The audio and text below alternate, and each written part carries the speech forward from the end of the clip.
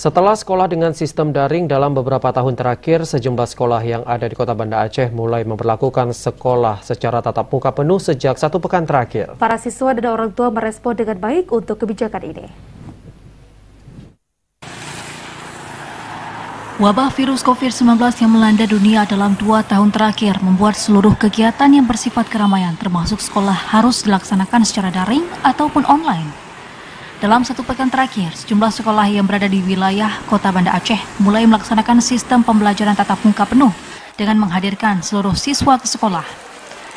Sementara itu, hal ini dilakukan karena kasus terkonfirmasi positif COVID-19 di wilayah Kota Banda Aceh sudah menurun sejak beberapa bulan terakhir, serta Kota Banda Aceh yang sudah masuk ke dalam zona kuning atau PPKM level 2.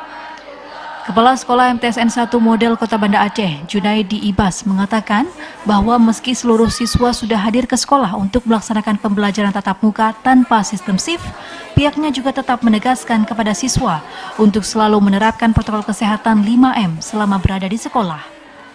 Kondisi kita ini semakin membaik, di mana pemerintah saat ini sudah memberikan kesempatan kepada kita pihak madrasah untuk bisa melaksanakan proses pembelajaran secara tatap muka. Ini sebuah kabar gembira kepada kita semua, baik kalangan guru maupun para siswa, dengan diberikan kesempatan untuk bisa hadir ke madrasah mengikuti pembelajaran secara tatap muka. Maka ini kita sambut dengan gembira, dengan antusias, di mana pelaksanaan pembelajaran tatap muka ini kami di MTSN 1 Banda Aceh sejak 18 Oktober kemarin kita sudah laksanakan secara tatap muka penuh. Begitu pula salah satu siswa MTSN 1 Model Kota Banda Aceh, Rika Trisna Ayunda.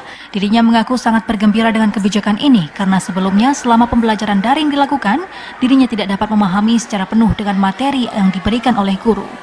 Saya senang, saya pribadi senang melakukan pembelajaran tatap muka langsung, yaitu offline.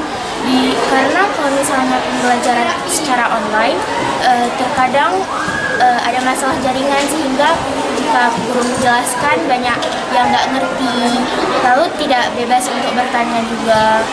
Kemudian untuk masalah tugas-tugas dan lainnya juga tidak clear.